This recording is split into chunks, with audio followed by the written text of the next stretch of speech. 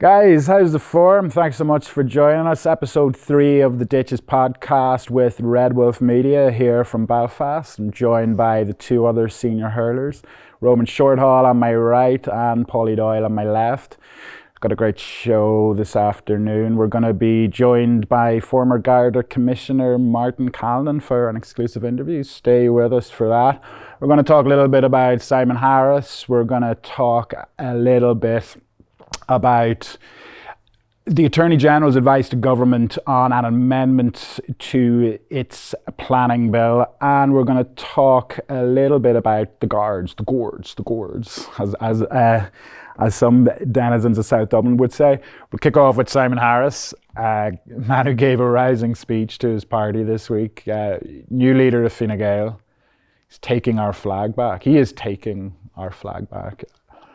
There's been a lot of chatter about what it means for Fine Gael, what Simon Harris is, how he views his party. He talks about it being a Christian democratic party. And in all this chatter about Fine Gael values, what do you think the party's values are? And do you think Simon Harris embraced those values when he opposed a homeless shelter in Wicklow when he was a young TD?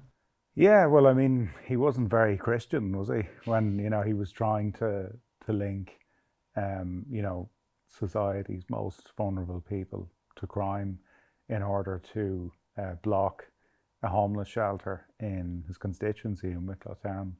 He helped contribute to about a 7-month delay to a homeless shelter in Wicklow Town. Yeah, he did, on the basis that he was worried about tidy towns and stuff like that, Yeah, the worry about the town's tidy towns rating was a nice little touch. That is Fine Gael values actually for me.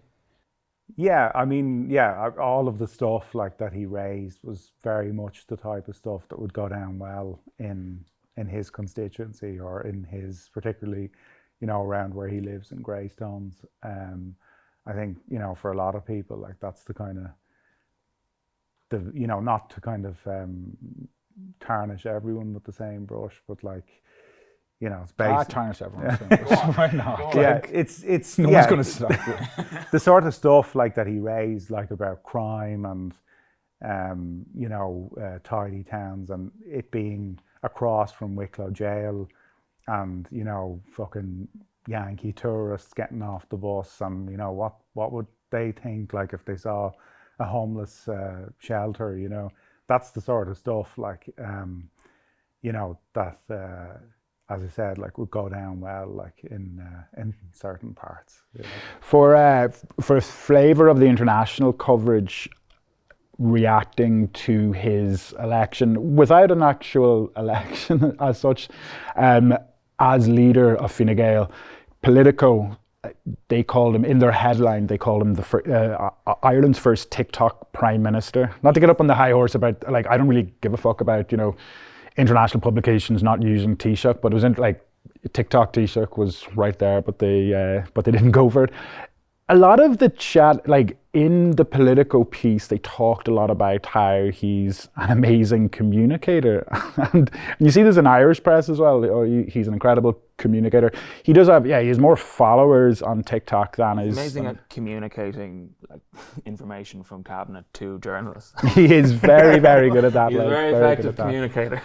But when he was addressing the party, the clip that's been doing the rounds is when he talks about taking our flag back. Now, this is to go from the story we published about his opposition to a homeless shelter. That was in his early days as a TD. Then it was only a few years later when he became, in certain quarters, most associated with the movement to repeal the Eighth. There was some real insufferable shite around that time, actually. He became a little bit of a woke bae for a while. Like, a lot of people kind of held their noses and embraced him. And now it's kind of... He performed very well in a debate, as I recall, against, was it Pater Tobin, actually? Okay. And the two of them debated, and everyone then online was like, Simon Harris is my boyfriend. Because he had one good debate. But here he is now, right? And he's talking about taking our flag back, having respect for the gourds. When he says take our flag back. What do you think he means? Like, what does the flag mean to him? What kind of country does he want it to fly for? He wants a country that's not governed by Sinn Féin and therefore the kind of shadowy IRA Army Council. Say what you like about him, but you cannot deny he does not like Sinn Féin. He likes Sinn Féin. He doesn't like Sinn Féin almost as much as he doesn't like homeless people. Yeah. You know, he did that as well. Was it during the motion of confidence in Varadkar around in the aftermath of the story about him leaking the document to Matthew O'Toole? Remember Harris got up and he was criticising Mary Lou McDonald, and he said something. He invoked how the US electorate had rejected Trumpian politics. Don't you dare bring those politics into our country here. Yeah, it's like, yet he's trying to do that with the talk of like taking the flag back and kind of like pretending that he's, I don't know, or he's trying to do that with all the talk about taking the flag back and trying to act like a right-wing populist, like he's a tough guy, but that's not very convincing when last week you were doing TikToks where you were like, and best of luck to everyone with their junior cert results. Like, it's just not very convincing that now he's some sort of a right-wing strongman who's trying to like, you know, drag Ireland back to family values, respecting farmers, respecting the guards, I don't know, fucking lower wages, whatever it is, Fine Gael also want. Because he also, obviously, that talk about take our flag back, take it back, take it back. It was the way he repeated it so often, like it was like, oh, I'm onto something there, you know. Obviously, this was like that. Yeah, this was in reference to the funeral of Pierce Macaulay. Had a tricolour draped over it, over his coffin, which, like, I could be wrong on this, but like, is it not right to say that any fucking Egypt can have a tricolour draped on their coffin? Like, I mean, what are we going to do? We're going to say no more tricolours for anyone. Obviously, like, you had Owen O'Brien and Pierce Doherty both came out and said, oh well, he wasn't a Republican. Republicans don't respect him, which is also just isn't enough for people either. You can see people are kind of quibbling with O'Brien and Doherty's denunciations, but obviously it was good fodder for Simon Harris addressing Fine Gael, because he's a big fan of the Guards as well, of course. Simon Harris, he's made that, you know, part of his brand. But this thing of take our flag back, where I'm just like, you know, to invoke John Hume, you can't eat a flag.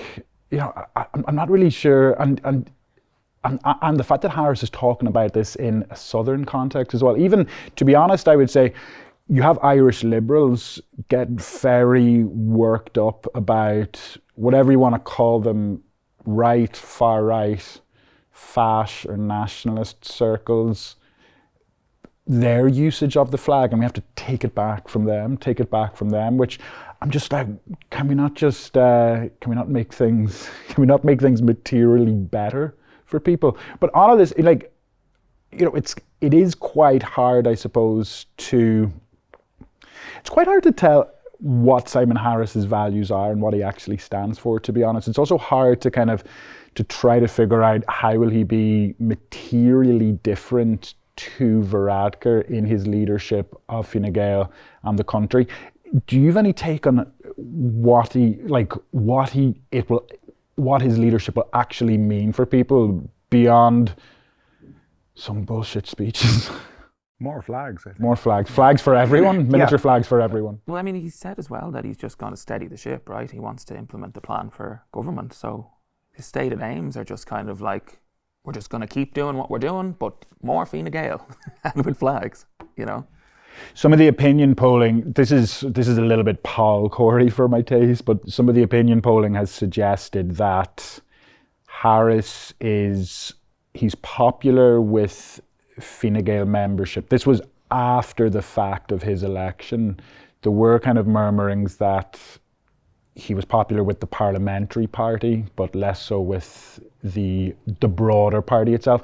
All of the opinion polling since suggests that Fine Gael chose the wrong man. Second time in a row. Do you think he's the right man for Fine Gael, or have they fucked themselves again? I just like, I don't really see how someone like Simon Harris would appeal like to, you know, Fine Gael's rural base. I don't see it. Like, I mean, I think, and I know he didn't want it, but I would have thought like Simon Coveney, you know, would have appealed more like to rural base, or even Heather Humphreys.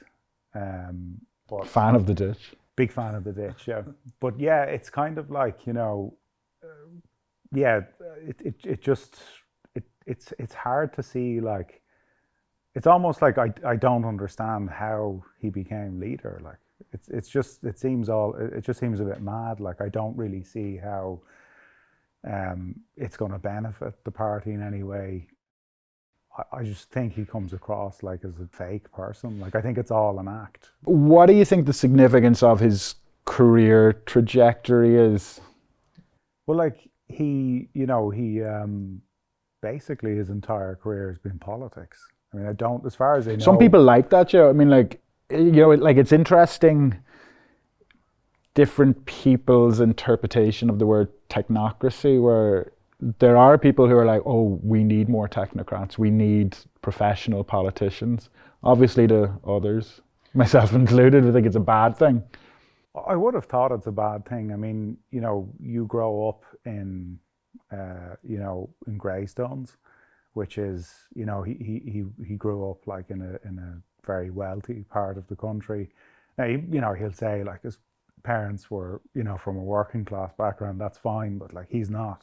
You know, everyone, like, I always find it gas when people try to invoke their parents' background. It's always middle class people who do it, like, where they'll go like, oh, well, my parents were this. And it's like, all right, okay, what about you? Yeah, it's it's quite common. Like, you know, it's bullshit. Like, I mean, he grew up in a, you know, comfortable middle class background in Greystones, and, you know, went straight into politics. Like, that's his career. Like, that's what he's done. And, you know, it's unsurprising then that he is objecting to homeless shelters. Do you know what I mean? Like, because I'm not saying you have to be homeless to be Taoiseach, but, you know, he's clearly never had to kind of really engage with any of these social issues like that affect a lot of people in the country. And yeah, I think he's just going to be as out of touch, if not more out of touch, than Leo Varadkar. Gun to your head, and related to that, if you could put a percentage on it, that story we did about Harris's objection to a homeless shelter, what percentage of Fine Gael members and supporters would think that was a great thing versus the percentage who might have buyer's remorse over Harris's ascension? It's hard to tell. I don't know. I'd say over half, probably. That's probably me being. Who would like it? Who would like it? Yeah. I would say. It's like, yes. Well, what about We're back, what baby. about the tidy towns? Yeah. You know, that's a very Fine Gael thing, though. About, you know, what will tourists think of visible poverty? Like, we saw it the day before St. Patrick's Day as well. We were talking about it a bit last week, picking all these people up and dumping them outside of the city. You know, it's the same thing. So that's a core Fine Gael value. You know, it's making sure that homeless people are hidden away out of sight. So I'd imagine most of them would like it. But there is, I mean, there's a French writer and sociologist called Edouard Louis, who he wrote a trilogy of books, autofiction, I suppose, which you invented, actually, I believe. Autofiction books about his upbringing in France. He actually did have a working class background and upbringing. And in the third book of the trilogy, Who Killed My Father, he describes this. There had been some announcement by the French government that certain family, it was kind of like a one-off government payment, like a kind of like a social welfare payment, and he recounts when this was announced and the absolute euphoria that it inspired in his household, because it meant so much to them. And they went out, they packed the car up and they went off for a trip to the beach. and they had this amazing day, like, and it was all good stuff for them. But Louis goes on to talk about how he talks about the significance and the importance of this one-off payment to them, and then he goes on to talk about the people who talk about politics, who write about politics, the people for whom their political identity is a very important part of their being. By and large, these people, in Louis' words, are people for whom the state has never broken their backs, the state has never fucked with their digestion, like, you know, but yet they embrace it. It's just as a form of aesthetics, really. It's never life or death to them. And what I want to know is, bearing that in mind, do you know anyone off the top of your head who, like, people our age who do embrace an identity based around Fine Gael? All the opinion polling says that they're very much in the minority. I always find it interesting when you meet people our age. Well, Simon Harris, I guess. Simon Harris. It's so, like, to borrow a phrase from Danny Dyer, it does freak my nut out that I'm older than him. I think I'm older than him. He's 37. Oh, is he 37? All right, well, he's a little bit older than me. Fantastic. Yeah, like, I've met some people like that, and they would kind of self-identify as, they're kind of young fogies, and they would self-identify as a politics nerd, and they're completely... Politics junkie, certainly. Politics nerd, politics junkie, and they're completely detached from material politics, and it's all about, as you said, aesthetics. It's all about the kind of theatre of the whole thing, and the fixation is on... You know, they'd spend their days watching, say, old Ronald Reagan speeches or something like that, or they'd read Barack Obama's autobiography. And you can tell that, like, Simon Harris was one of these people, and he even has all these kind of mannerisms that have been learned clearly from kind of watching other politicians abroad or on YouTube. And he did that again last week with that speech. He was clearly echoing other leaders that he's seen online from around the world and trying to just kind of, like, you know, I don't know, perform. Does anyone buy, like, he fancies himself, like, to go into the aesthetics of it, like, he sees himself as a strong man. Like, he really does. Like, does anyone buy him as a strong man? Maybe Fine Gael members. I don't know. I mean, like, I think, as Roman said, like, he's not going to be that appealing to some of the kind of rural base of Fine Gael, which probably explains why overcompensating, trying to appear like a big strong guy. Strong man. You know, he's going to do a few pull-ups next time he's at a... Yeah.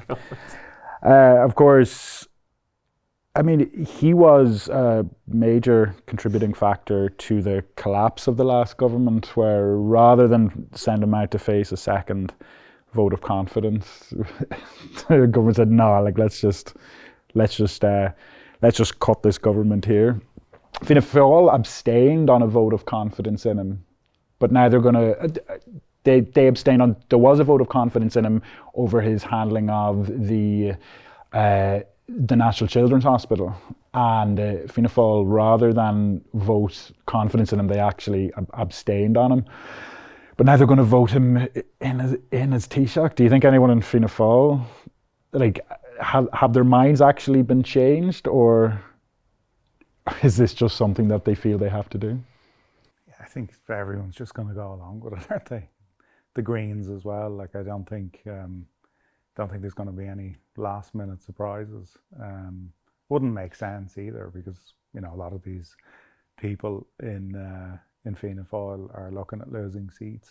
So you're playing politics by pointing this out. The rest as well. Of course, actually, on the strongman stuff as well, I'll tell you one time when Simon Harris was strong, when and, you know, it's ironic that, you know, he faced a vote of confidence over his handling of the construction of the new National Children's Hospital, which, you know, the costs just keep adding up, and they continue to add up with seemingly little kind of done about it as far as these rising costs go. Of course, he did threaten striking nurses with a financial penalty. Like, he was like, no, these uppity nurses aren't getting any more money. He was a strong guy then, actually, in fairness to him. Yeah, I mean, it's kind of like what is a strong guy? Like, what is he trying to kind of prove to people? Like, you know, with all this kind of shy talk about flags, and you know, it's like he's tried it before. Like as you said, like he's tried it with the nurses, and you know, it's kind of cringeworthy, like to watch him trying to be a strong man. Like it's not really believable.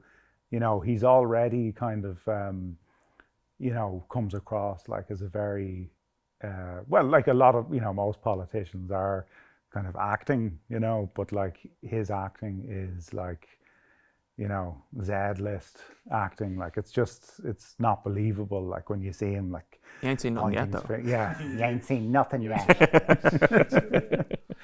A matter of actual material importance to people, housing, of course. Talk us through, this week we published a story about the Attorney General's advice to government on an amendment to its planning bill. Yeah, so yeah, very interesting story. We had this amendment introduced by Darragh O'Brien last month to the 2023 Planning and Development Bill. And at the time, I think it was Owen O'Brien and Cian O'Callaghan at the Joint Oireachtas Housing Committee were asking questions about this amendment, because basically what it meant is that if a particular county or area had reached their you know, targets in terms of housing permissions, that in that scenario, they wouldn't be able to refuse planning permission on that basis, nor would An Bord Pleanála. And yeah, there were questions about it at the time, but as revealed by ourselves through the Attorney General's advice, it appears that this particular amendment was tailor-made for one developer, for one planning permission, that happens to be in Greystones and Simon. This is Cairn Homes. Yeah, and it's in fact, like, it's so specific to this planning permission that the Attorney General, who you know, did his job and basically said, like, hang on a second, like, you know, come on guys, like, this is really fucking obvious what you're trying to do here. He actually said that this amendment, this draft amendment, has like basically Wicklow-centric language. That's language. They basically copied and pasted from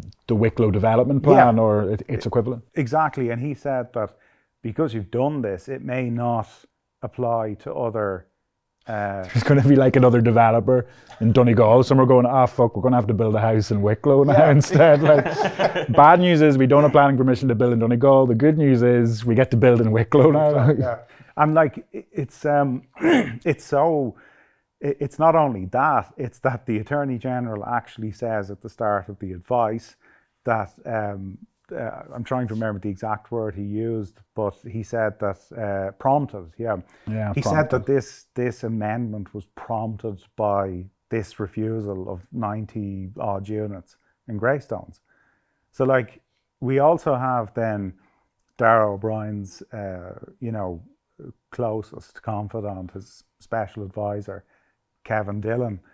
Kevin Dillon, do you know, whenever I see his name written and whenever we talk about him, I always, like, that's the name of the actor who plays Johnny Drama in Entourage. So this is who I'm picturing I'm picturing Johnny Drama advising Darragh O'Brien. He looks a little bit like him. Does he? I haven't even seen a picture of him. Yeah. But yeah, he could pass for drama, is what you're saying. Right? Yeah, possibly. Yeah. But I enjoyed this.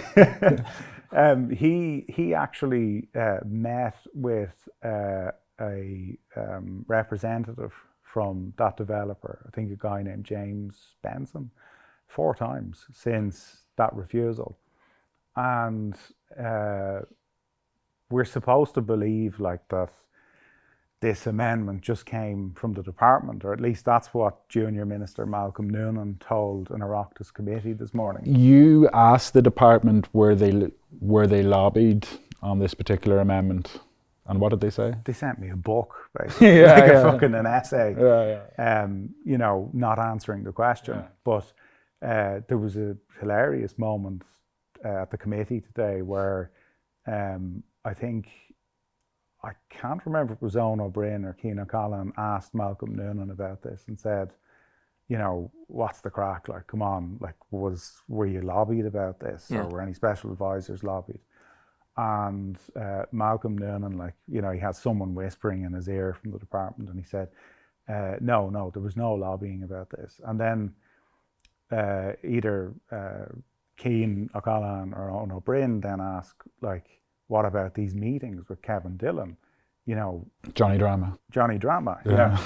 You know, what's the crack with these? And then Malcolm Noonan says, I don't know anything about those meetings. And then Cian O'Callaghan says, like, you know, he basically says, well, like, how the fuck can you say that there was no lobbying if you don't even know about these meetings?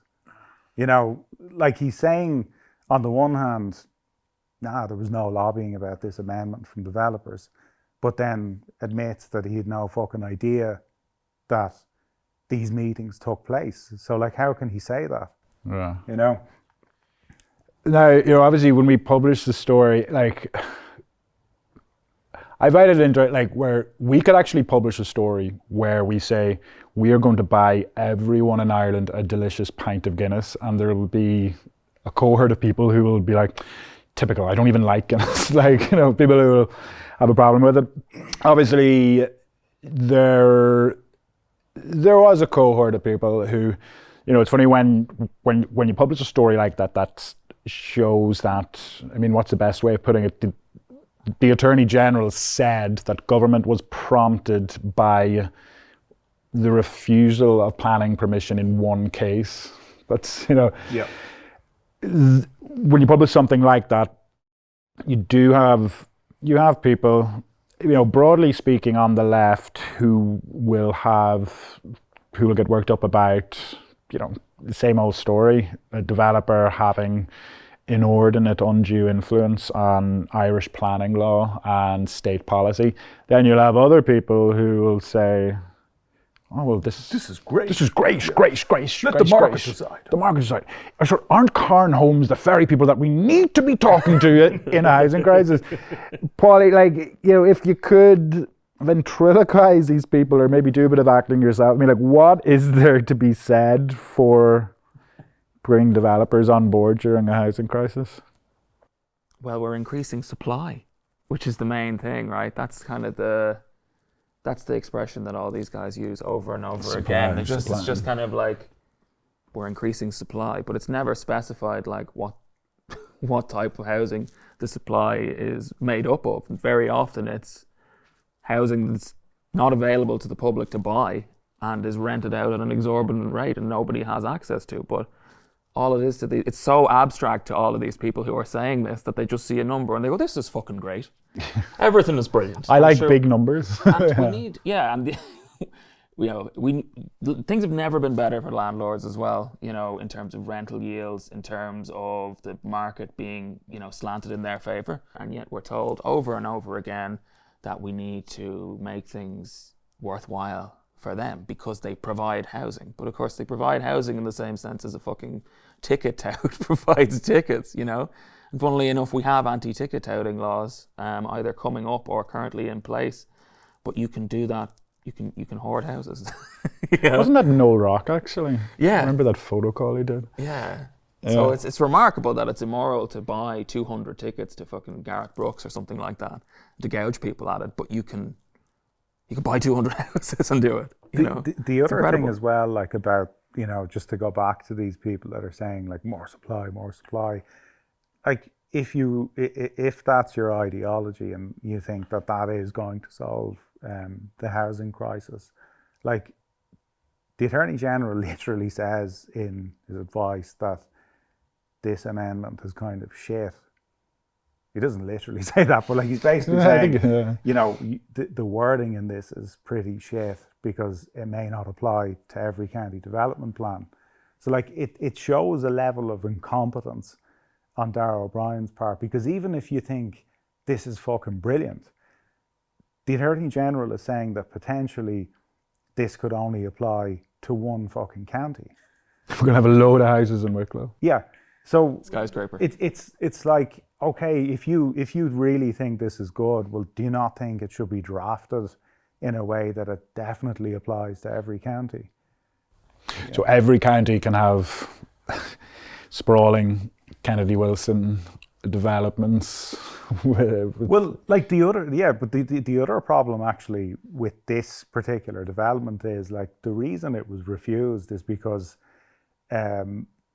like Greystones is one of the parts of the country where they've exceeded their targets in terms of building, and now there's issues with like there not being enough schools, infrastructure, things like that. So it wasn't like it was just refused for the sake of it. Like there are issues with infrastructure and, you know, various different things that, you know, you can't just say like let's build a lot of houses here but not have any services for them. Like, I mean, surely if you believe that, yeah, you know, more is better and, you know, we just need loads of houses and everything will be fine, but like then surely you need infrastructure for that as well. Also, you know, it's an incantation though, this, when you come across these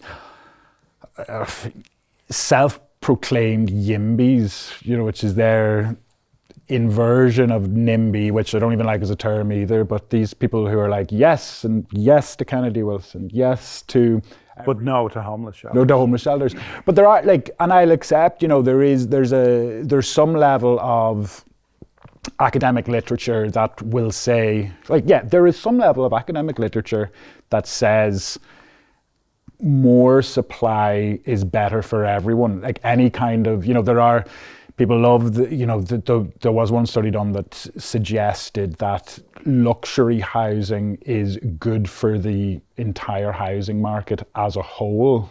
It's the rising tide lifts all boats kind of thing. Now, I would say that a lot of the time when you see this academic literature, it's like, oh, right, so all housing is good housing. And then you flick through to like who wrote it. And it's like someone like called like Patsy Landlord at the International Capital Association. You know, like there are always these, you know, links, or people always they try to make out that this kind of literature is somehow apolitical, that it just emerged in a vacuum, and they never seem like Colm Lauder's piece. Post, you know, Leo Varadkar was great for housing delivery, and then like it doesn't say anything about what his fucking job is. Like. And they also just seem to think, I mean, you know, when you hear chatter about this, oh yeah, well, just, you know, more housing, or any kind of housing at all. Doesn't matter who's delivering it. It doesn't matter what these units actually are, whether they're, you know, a build to rent development or whether they're, you know, houses for sale to families. It's just, you know, more housing. I always I'm not sure if people get, well, certainly what I think is that, yeah, housing crisis is pretty bad in Ireland. It could get a whole lot worse. And I always think of Hong Kong, where Hong Kong is like another level above our housing crisis, and primarily, I would say, because of how Hong Kong is set up economically, in that it's what's known as a hedge city, which is a city that is considered a safe haven for international capital. So if you want to get your, you know, a solid 10% return, low risk stuff, just plow it into property in Hong Kong and you'll keep getting your returns. I don't think, like, the argument that any kind of housing will at least ameliorate the housing crisis in some way, it kind of relies on the idea that at some point you'll exhaust the funds that international equity, that international landlords have at their disposal, that at some point they'll go, you know what, we have enough Irish property now, have at it, like, you know. But it is this thing of, yeah, it's the incantation, you know.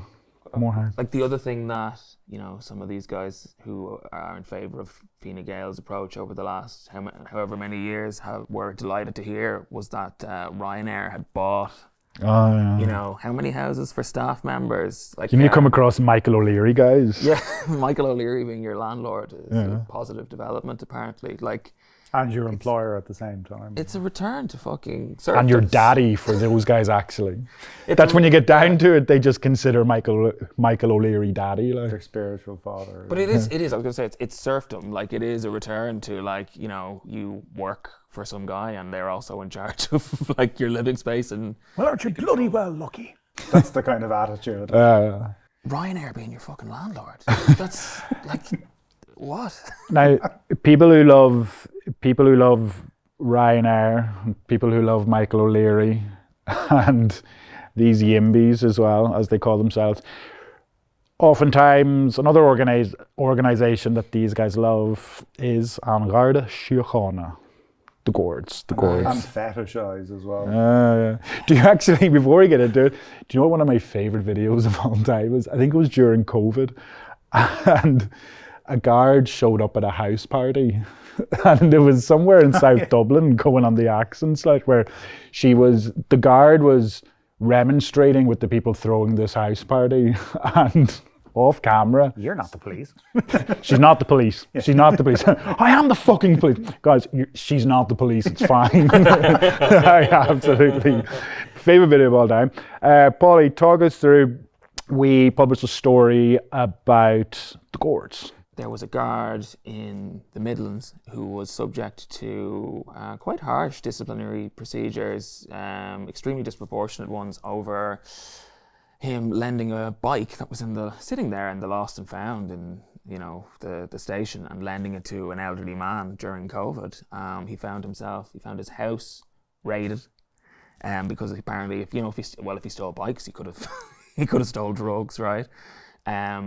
He found himself, as I said, he found himself suspended for 3 years. Detectives came down from Dublin to investigate the case. It was just completely disproportionate, given that he'd just taken a bicycle. And for months and months, journalists have been covering this and speculating as to what happened here. And the way that it was covered, at least by some people, you would have been led to believe that it was kind of bureaucracy gone awry. There's too much red tape. And what actually this proves is that we need a more hands-off approach to the guards and just stand back and let them do their thing, because otherwise when we, burden them with too many rules and regulations, they end up in situations like this where a good man is, dragged, loses his ability to work over something as arbitrary as a bike. But what we learned earlier this week is that the guard who is at the centre of the bike controversy was identified during the course of a tribunal as having assisted another guard who was a whistleblower, who accused senior members of the guards of being involved in the drug trade in the Midlands. So it's quite a remarkable development. And not only that, I mean, it was found that there was there was evidence to support his allegations about Midlands-based Gardaí being involved in the drug trade. The DPP found, yes, that there certainly was evidence to support that. Not the level of evidence to proceed with a criminal prosecution, though, but there was very credible evidence to support those allegations. Yeah, and I suppose a diary entry that was included in the evidence that was written by Garda Nikki Keogh showed that the guard at the centre of the bike controversy had spoken to Keogh about the activities of this guard who was alleged to have been in the drug trade. He was known as Garda A throughout the course of the tribunal.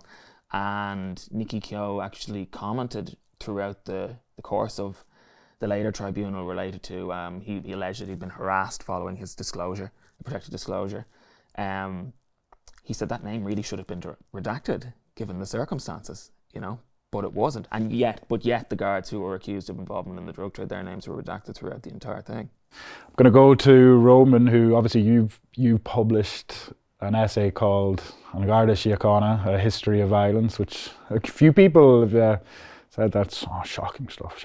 And there are also the kind of people who are like, the ditch is far too partisan. It's so biased, all the rest. So I'm going to go to you on this. Who do you think An Garda Síochána serves in Ireland, down south? I think as an organisation, it serves the establishment, particularly the political establishment, and it always has.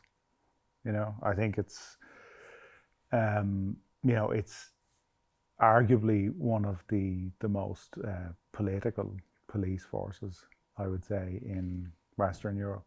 There's always, they also kind of want to have their cake and eat it a little bit, the guards, where when they're criticised by opposition TDs, it's supposed to be, no, you can't politicise the guards. But then, I mean, to even take a recent example, I mean, Drew Harris of all people was echoing Simon Harris's sentiments about taking the flag back. It's like, really? Like Drew Harris with his background? He's gonna, anyway, I mean, you would say it's a more political force than their equivalents elsewhere in the world. Yeah, I think so. I think it's always been like that. I think, you know, establishment politicians have always protected the guards as an organisation, and you know, the guards have done the same, you know, as we've seen in the past. And I mean, I think that there's always been shadowy, you know, we talk about like shadowy figures in the IRA and everything, but like there's always been shadowy figures in the guards.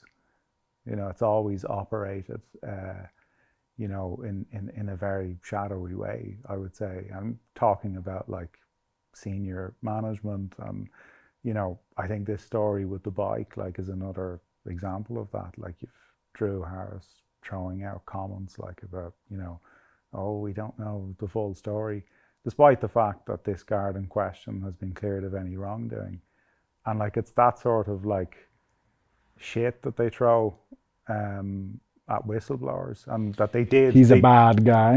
Yeah, that they did that they did to Maurice McCabe. You know, like, it's no coincidence that a lot of these Garda whistleblowers, you know, have like serious, you know, kind of, I don't know what the best way to put it is, but like, their lives have been destroyed because, you know, they did their job basically and said, look, this is what's happening, you know, this is not right, be it penalty points or whatever, and they just get fucking, you know, run into the ground and destroyed. When you're talking about whistleblowers though, like when you talk to them, it's the same story over and over again. It's like there's a playbook. They get attacked financially, they get isolated from their colleagues, they get vilified, and they're no longer able to work. It's like there's a playbook there to basically try and make them kill themselves. You know, and you meet people over and over again whose lives have just been completely destroyed because they tried to do things by the book. It's not just the guards. It could be HSE, it could be the prison service, it could be, pick any institution, and it's the same story over and over again. I think this particular instance involving Nicky Keogh strikes me as a particularly vicious one, but it's been happening for, I mean, I don't know how long. Yeah, and I mean, we've had like a disclosures tribunal, and, you know, been going through some of the which reports. did find Nicky Keogh had said that he was persecuted for his whistleblowing. Now, this disclosures tribunal didn't find in his favour, but that's what the tribunal would have said, at least. Yeah, well, the tribunal found that, yeah, he wasn't persecuted, he wasn't bullied, and although it didn't deal with the fact that the things that he blew the whistle on, they remain credible.